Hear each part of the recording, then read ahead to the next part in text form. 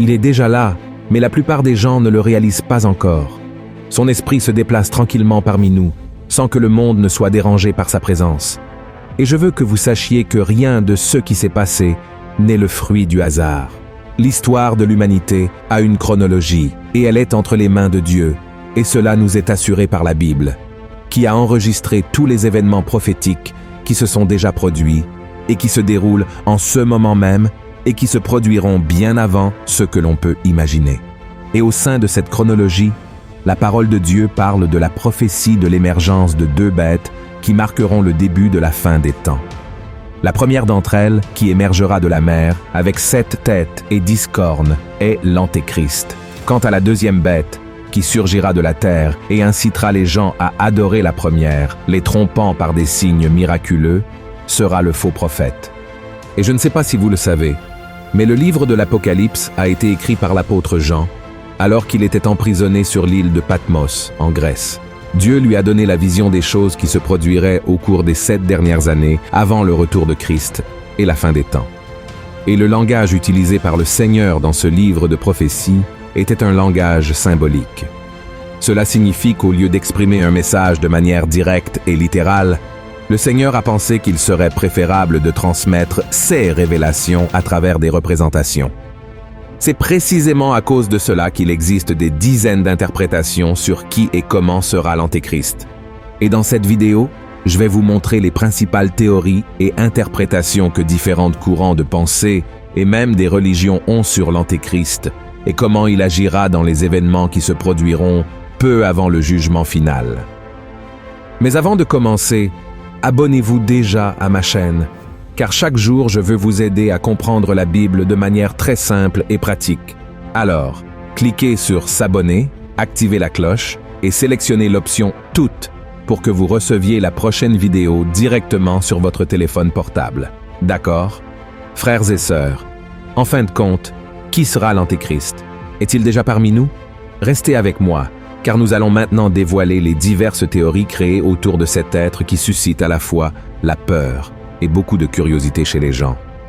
Avant tout, je tiens à préciser que je vais simplement exposer ces théories, mais à la fin de la vidéo, je vais vous parler de qui est vraiment cet être, d'où je crois qu'il viendra et quel est son rôle dans tout ce que nous avons vu se produire de mal de nos jours. D'accord? Alors, allons-y. Première théorie, l'homme milliardaire. Les personnes qui soutiennent cette théorie croient qu'un antéchrist viendra dans le monde sous les traits d'un homme très riche qui utilisera l'influence de toute sa fortune pour manipuler et contrôler les systèmes et les gouvernements mondiaux. Pour comprendre les raisons qui renforcent cette idée, explorons quelques points du chapitre 13 de l'Apocalypse.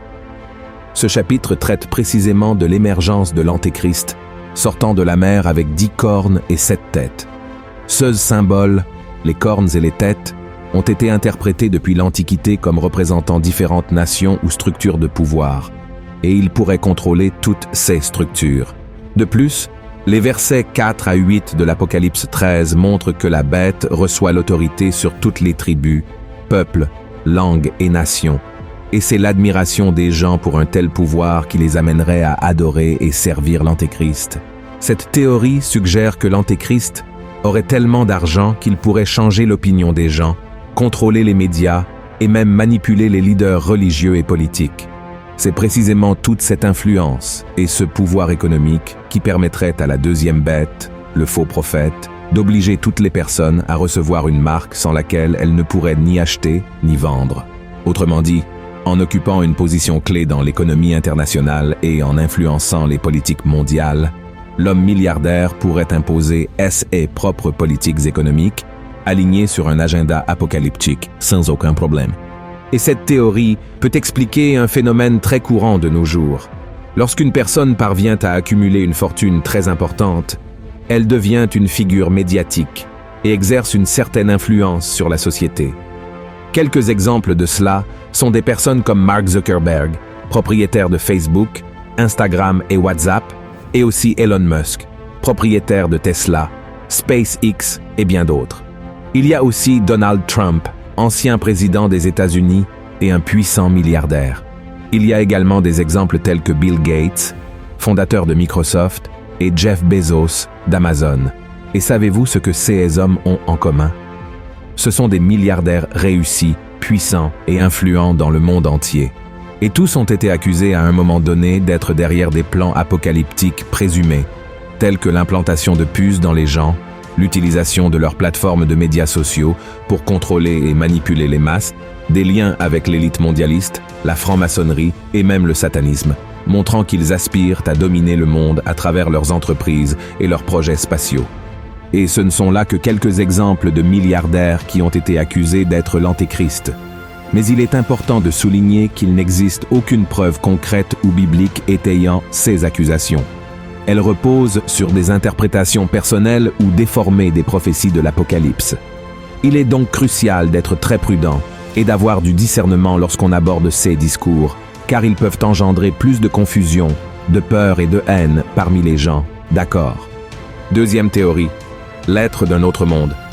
Il existe également une théorie selon laquelle l'Antéchrist, qui se présentera comme le grand sauveur de l'humanité à la fin des temps, sera en réalité un être d'un autre monde. Cette théorie est basée sur les pouvoirs trompeurs et les capacités surnaturelles que la Bible attribue à l'Antéchrist et aux faux prophètes, tels que la descente du feu du ciel et même la résurrection des morts. Contrairement à ce que certaines personnes pourraient penser, la bête ne viendrait pas en tant qu'extraterrestre d'une autre planète, comme on le voit souvent dans les films de science-fiction, mais plutôt comme un être évolué, puissant et surtout capable de répondre à toutes les questions qui ont toujours intrigué l'homme. Cette théorie de l'être d'un autre monde semble plus réelle que ceux que nous pouvons imaginer. De nombreux chrétiens y croient, notamment en se basant sur des passages de la Bible dans le livre de la Genèse, relatant diverses rencontres entre des êtres humains et des entités d'un autre monde.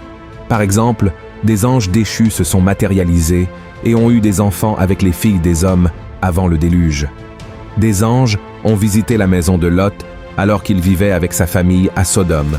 Et Dieu lui-même a visité Abraham et Sarah à travers des anges et a mangé avec eux lorsqu'il leur a fait la promesse d'avoir un fils. De plus, l'Ancien Testament relate les occasions où Jésus, désigné comme l'ange du Seigneur, est venu dans le monde pour interagir avec les hommes de Dieu lors de moments importants de l'histoire. Tout cela renforce cette théorie, car l'une des caractéristiques que l'Antéchrist aura est d'imiter les actes de Dieu. Et la Bible elle-même nous met en garde contre ces tromperies dans l'Évangile selon Matthieu, chapitre 24, et dans la lettre aux Thessaloniciens, chapitre 2. Il est également important de se rappeler que d'autres cultures mentionnent des visiteurs d'un autre monde dans leur littérature. Les écrits des anciens peuples décrivent des rencontres entre des êtres humains et des entités venues d'ailleurs que la Terre.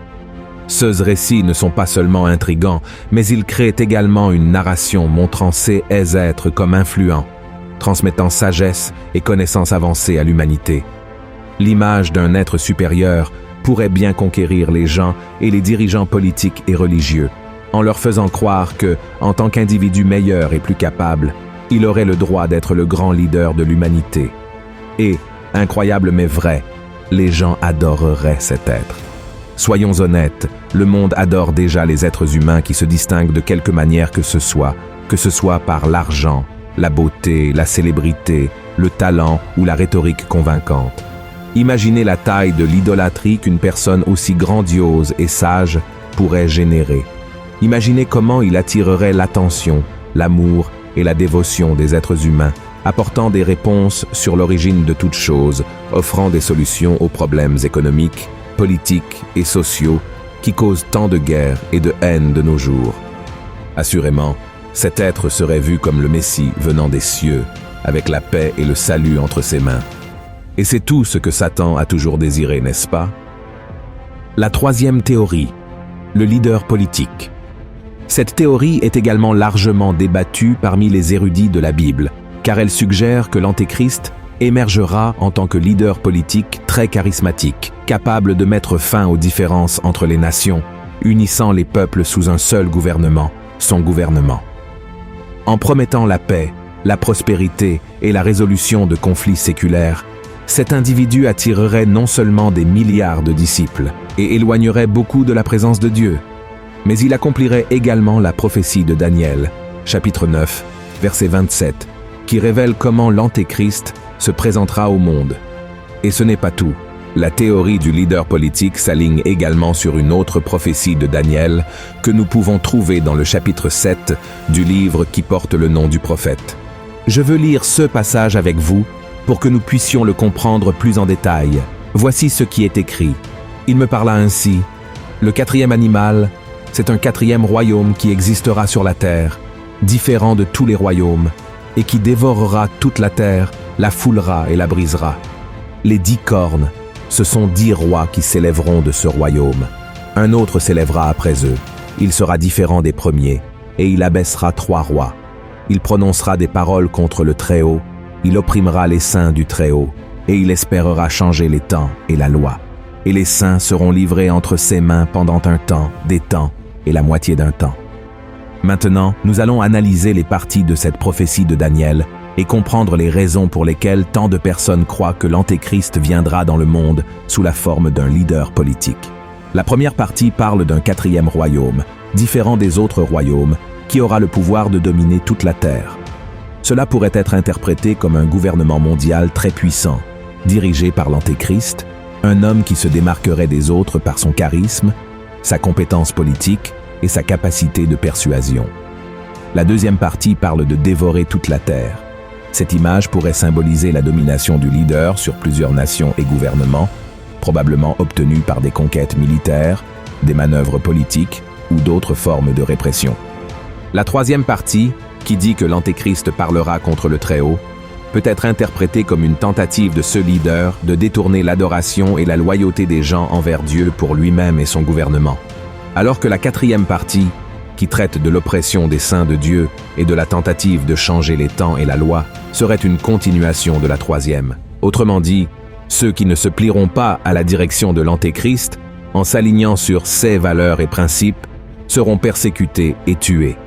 Et avec le temps, tout comme dans la première théorie, plusieurs hommes politiques mondialement connus ont été désignés comme des antéchrists potentiels, tels que Néron, Napoléon, John Kennedy, Mikhail Gorbatchev, Ronald Reagan et plus récemment, les noms de Barack Obama, Donald Trump, Joe Biden, Vladimir Poutine et le roi Charles III ont émergé.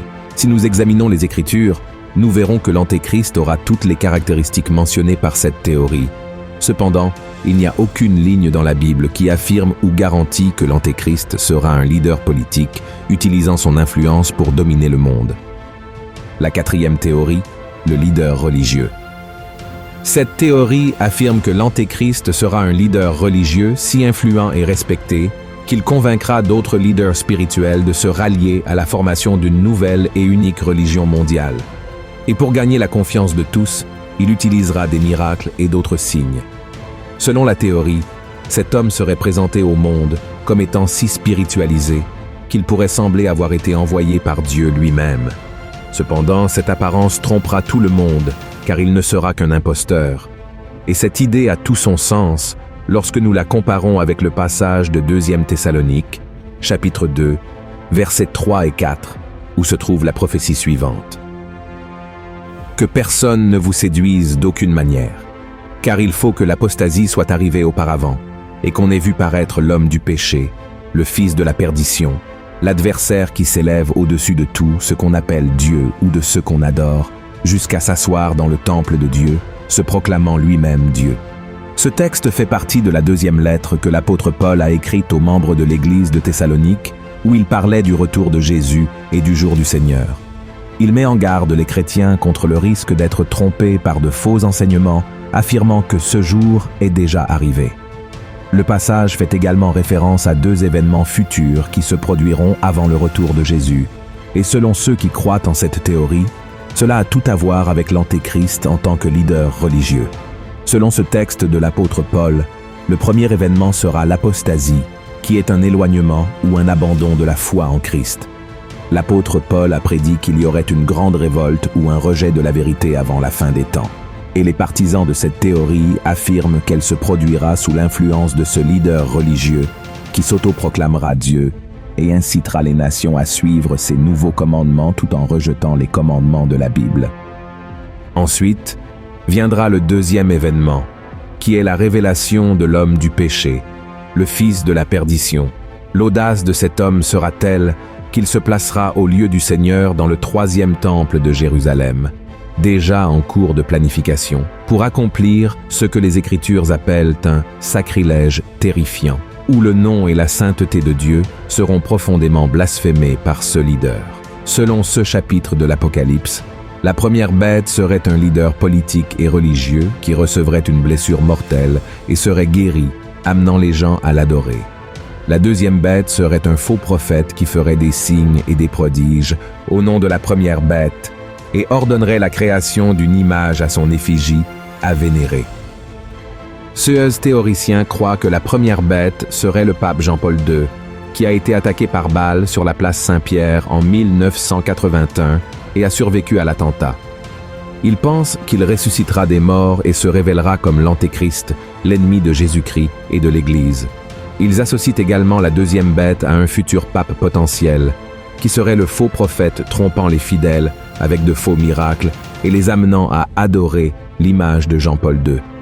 Cette théorie gagne en force, car Jean-Paul II a été une figure mondialement reconnue pour son leadership et son influence au cours du XXe siècle. De plus, il a été l'un des dirigeants les plus influents et aimés qui a défendu la foi catholique et la paix mondiale.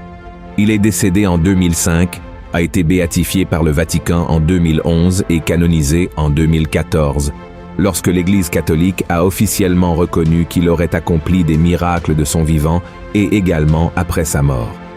Cependant, cette théorie sur le pape Jean-Paul II ne tient pas la route, car la Bible nous assure dans Hébreux chapitre 9 que les hommes sont destinés à mourir une seule fois, puis vient le jugement. Et l'ancien leader de l'Église catholique ne pourrait pas être l'Antéchrist, car le Seigneur ne permet pas à une personne de revenir à la vie, à moins que cela ne soit selon sa volonté, comme cela s'est passé avec Lazare et Jésus lui-même. Et la 5e théorie, l'intelligence artificielle. Il s'agit de la théorie la plus récente sur l'Antéchrist. Avec la croissance de la technologie et de l'intelligence artificielle, certains groupes de personnes ont commencé à croire que la bête qui surgira à la fin des temps pourrait être liée à un système hautement technologique, voire incarné en lui. La théorie selon laquelle l'Antéchrist serait une intelligence artificielle repose sur l'idée que la technologie moderne pourrait être utilisée pour tromper et contrôler l'humanité, et que l'Antéchrist serait une entité qui en profiterait pour se faire passer pour Dieu et exiger l'adoration. Parmi les arguments en faveur de la théorie selon laquelle l'Antéchrist serait une intelligence artificielle, on trouve le fait qu'elle aurait accès à toutes les informations et données sur les personnes, et les utiliserait pour manipuler et influencer leurs décisions. L'intelligence artificielle permet également à l'homme de se connecter avec des puces, des implants, la biotechnologie, et avec le temps, elle pourrait modifier l'identité et la conscience des personnes, et en fin de compte, créer de faux signes et merveilles, tels que des hologrammes et la réalité virtuelle pour impressionner et tromper les gens. C'est dans ce contexte que s'inscrit le projet Bluebeam, une théorie selon laquelle la NASA envisagerait de mettre en œuvre une nouvelle religion mondiale avec l'Antéchrist à sa tête, utilisant des technologies de projection avancées pour simuler la seconde venue du Christ ou l'arrivée d'extraterrestres. L'idée est qu'à travers ces faux événements cosmiques, les puissances mondiales consolideraient le contrôle sur l'humanité sous un seul gouvernement et une seule religion. Ce projet se divise en 4 étapes. La première étape vise à discréditer toutes les religions en amenant les gens à croire que leurs croyances sont fausses. La NASA créerait supposément des tremblements de terre artificiels révélant des preuves archéologiques montrant que les croyances religieuses sont erronées. Dans la deuxième phase, des hologrammes en 3 dimensions seraient projetés dans le ciel, montrant des images religieuses pertinentes pour différentes populations. Une voix divine parlerait dans toutes les langues et cette manifestation serait l'œuvre de l'Antéchrist. Il argumenterait que les religions traditionnelles sont la cause des conflits mondiaux et promouvrait la formation d'un nouvel ordre mondial et d'une religion unifiée. Ceux qui résisteraient à ce nouvel ordre seraient persécutés et tués, se conformant aux prophéties de l'Apocalypse. La troisième phase se concentrerait sur le contrôle de l'esprit humain. Les satellites de la NASA pourraient supposément créer des champs magnétiques pour contrôler les pensées et les actions des gens, les rendant soumis au nouveau système. Enfin, une fausse invasion extraterrestre serait simulée. incitant les armées du monde à utiliser leurs arsenaux nucléaires contre cette menace, les laissant désarmés dans le processus. L'objectif serait de renforcer la nécessité du nouvel ordre mondial, en faisant croire aux gens que seul le leader suprême, l'Antéchrist, peut les sauver de cette invasion. Mes frères, je ne crois pas en cette théorie pour quelques raisons. Tout d'abord, l'intelligence artificielle n'a pas de vie propre, mais est créée et programmée par des êtres humains qui peuvent avoir de bonnes ou de mauvaises intentions. Elle n'a pas non plus d'âme ni d'esprit, mais est simplement une machine qui suit des algorithmes et des codes. La principale raison est que l'intelligence artificielle ne peut pas être jetée en enfer, comme le dit la Bible, ce qui arrivera à l'Antéchrist dans l'Apocalypse, chapitre 19, verset 20, car l'enfer est un lieu de tourment éternel pour tous ceux qui refusent l'invitation de salut de Dieu en Jésus-Christ. Comme je l'ai dit au début de cette vidéo, ce sont des théories existantes que je vais simplement vous présenter. J'ai formé mon opinion sur qui sera l'Antéchrist et comment il se manifestera après avoir étudié les prophéties contenues dans la parole de Dieu. De plus, j'ai beaucoup prié pour que le Seigneur me donne discernement à ce sujet, afin que je puisse avertir son peuple du retour de Christ. Ce que je peux vous dire, c'est que l'Antéchrist sera un homme qui se lèvera contre Dieu et s'exaltera au-dessus de toutes choses, recevant le pouvoir de Satan pour tromper et dominer le monde à la fin des temps. Je crois aussi que ce sera une personne charismatique, ayant une grande influence politique et religieuse, et qu'elle aura un allié qui trompera les gens et les forcera à l'adorer. Cependant, je ne sais pas qui sera cet homme, encore moins quand il viendra ou s'il est déjà dans le monde. Jésus a dit que seul Dieu connaît le moment et l'heure précise, mais ce que je peux vous garantir, c'est que l'esprit de l'Antéchrist est déjà sur terre, préparant le monde et les gens pour le moment où il sera annoncé. Ce n'est pas un hasard si l'humanité rejette chaque jour davantage les enseignements de Dieu et tourne son cœur vers les choses du monde, le péché et tout ce qui est abominable au Seigneur. Aujourd'hui, les gens mettent leurs propres désirs en premier lieu, oubliant les leçons du Christ qui nous a demandé d'aimer notre prochain. Et toute la criminalité, la corruption, les guerres, les persécutions et les discours de haine font partie de l'agenda de l'esprit de l'Antéchrist. C'est pourquoi il est très important que nous soyons attentifs à ces signes et que nous nous tournions vers la parole du Seigneur, car la fin est plus proche que nous ne pouvons l'imaginer. Si vous avez aimé cette vidéo, partagez-la avec le plus grand nombre de personnes possible. Diffusons des messages sur la fin des temps pour avertir les gens afin qu'ils se tournent vers Dieu. Amen. Que Dieu vous bénisse abondamment. Je vous retrouve dans la prochaine vidéo. Gros câlin.